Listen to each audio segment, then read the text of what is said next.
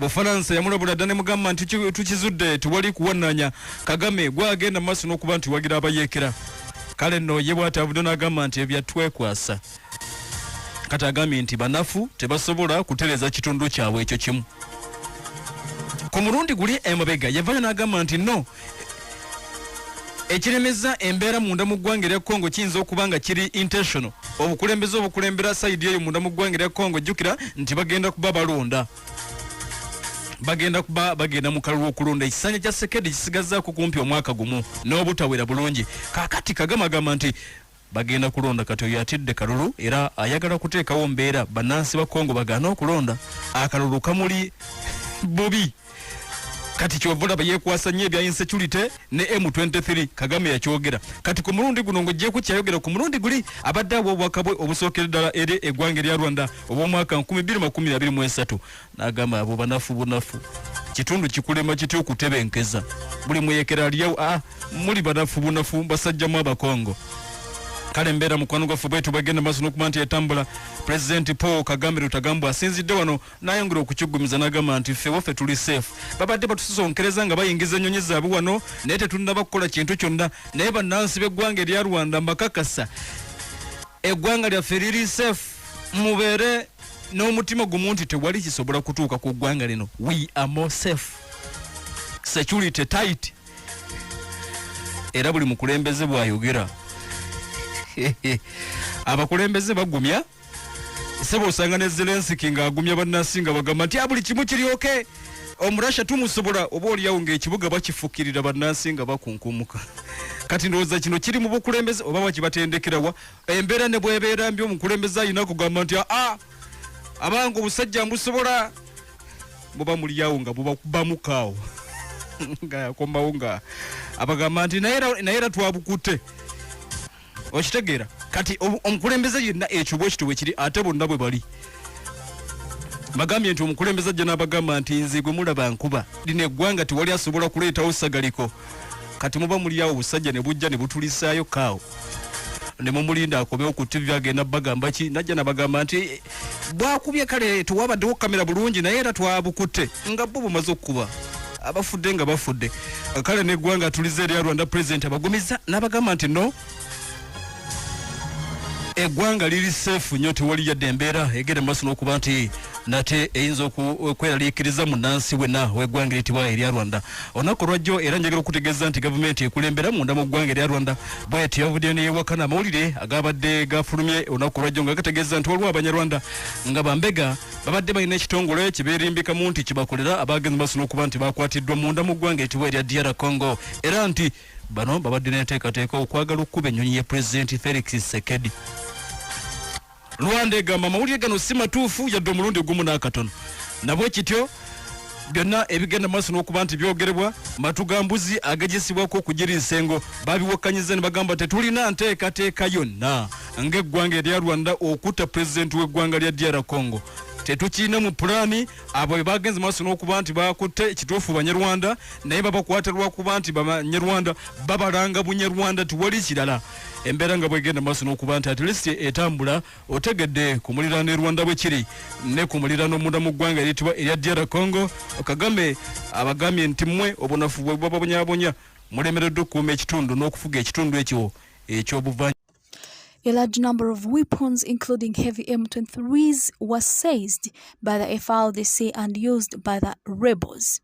It has been fighting for days in the area of Bwiza, where the FARDC, in collaboration with groups such as FARDC, FDLR, Epicels, Nyatula, Parecho, Kodeko, NDC, Renov, and Mai Mai attacked M23. This group is made up of Congolese people who are fighting for rights of the Tutsi who are still being tortured, which is still fighting against the Congo-Kinshasa Army FARDC. The military has also recently received recruits from the Russian Special Forces group known as Wagner, which has been able to intensify its attacks on the M23. Even though the military continues to gain strength, the Salambwe Lions M23 continue to pretend to be a child in front of them. On this Sunday, January 1st, 2023, the M23 group revealed a large number of weapons captured by its fighters from the FARDC and these groups. Weapons include assault rifles known as AK-47 and heavy machine guns, and some of these weapons have also been shown.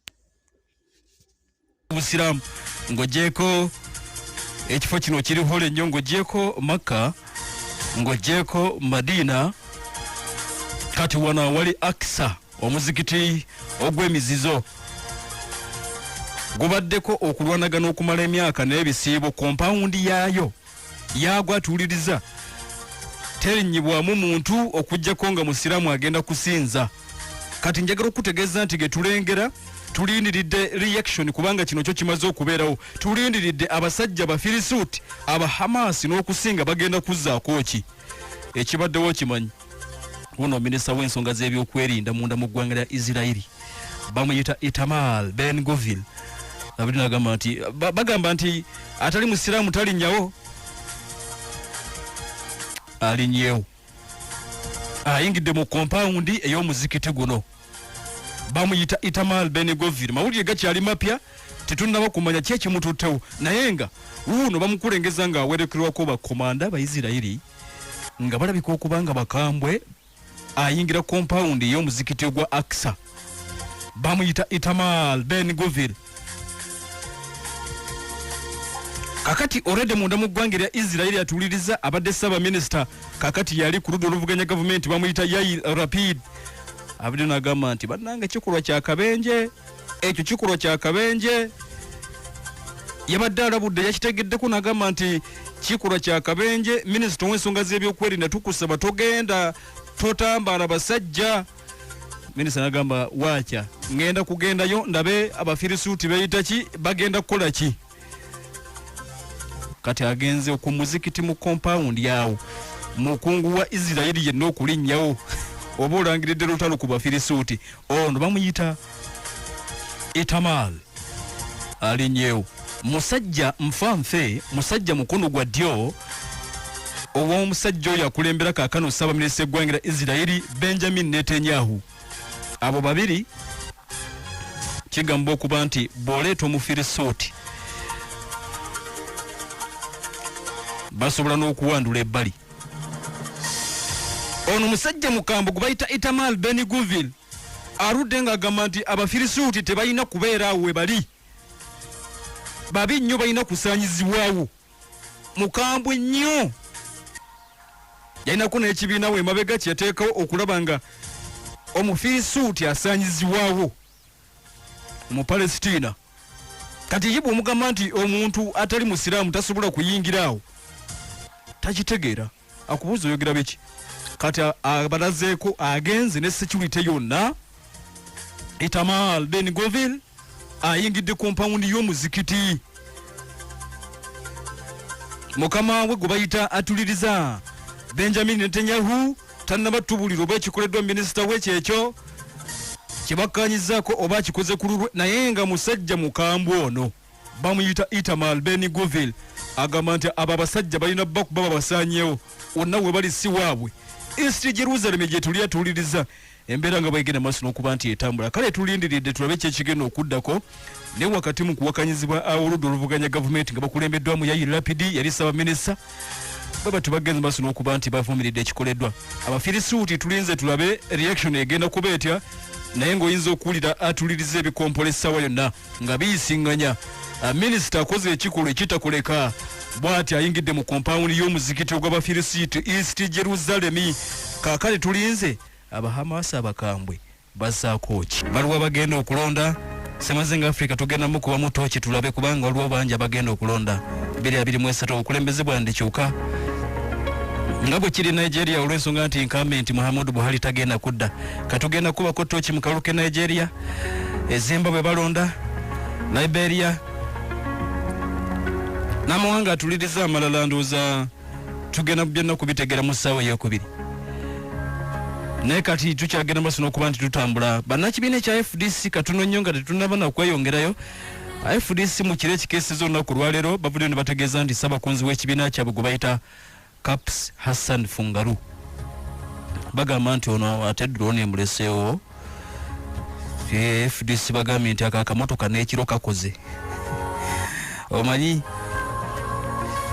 simanyi lwaki nako tekawummulamu oba lwaki tebawummulamuko.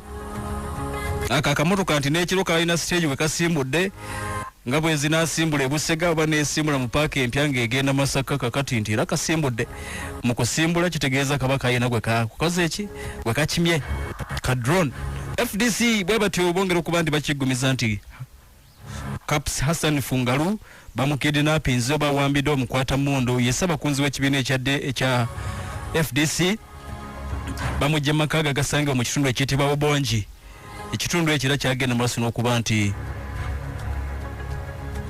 bamugye mu Obongi ne bamuteeka mu kavan kati tebannaba kumanya waali oba kuba butadde yatuliza mu kiro ekikeeseza olwaleero kyokka nga bubukeeredde nga tebannaba kutubuulira kirala. Naye nga FDC egamba nti ssabakunzi waabwe Hassan Caps Fungaru akamotoka ka drone kakoze eki kamuyodde.